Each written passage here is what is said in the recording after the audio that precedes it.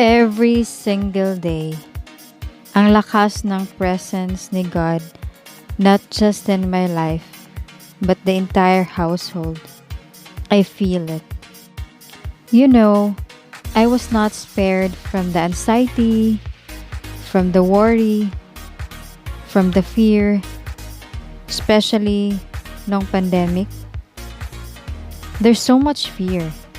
There's so much anxiety. But when you know who's in the ship with you, you know who's riding the waves with you. You know that disciples, when they were crossing the sea, remember sila Peter. I keep going back to that story where Jesus was at the bottom of the ship, sleeping. Sa gitna ng hurricane, sa gitna ng storm, he was sleeping through the storm. Can you imagine that? Jesus was sleeping through the storm. The ship was about to go down, and he was sleeping. He was not even awakened by the turbulence of the sea, by the winds, by the waves. Hindi siya nagising doon. The only thing that made him wake up was the voice of Peter. When Peter went down at the bottom of the ship and found him sleeping, Jesus, we're about to sink. That's the only time Jesus woke up. It is just so beautiful when I read that story because it's such a great reminder that Jesus is not concerned on what's happening on the outside. On this, in that, the typhoon, the storm, he knows it all. But he was sleeping through it because he knows this is not the end of it.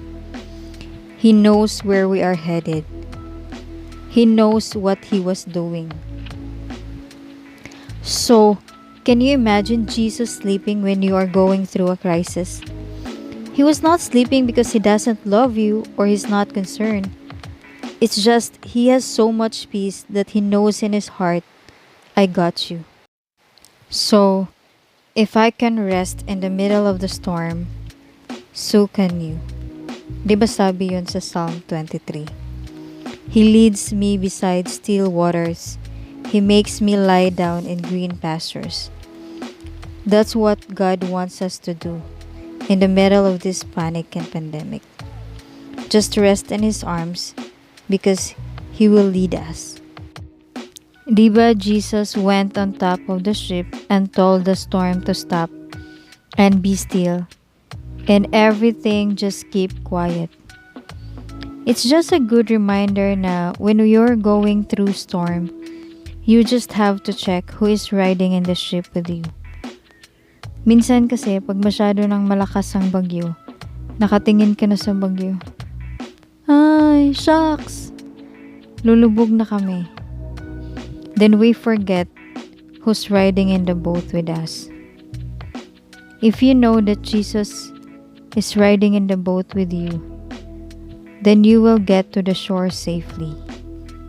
And you will not just go to the shore safely. You will get there at the right time, because when they get to the other side of the shore, they didn't mention there that they were late. You will get there, or you will get to the other side just in time. God's perfect time.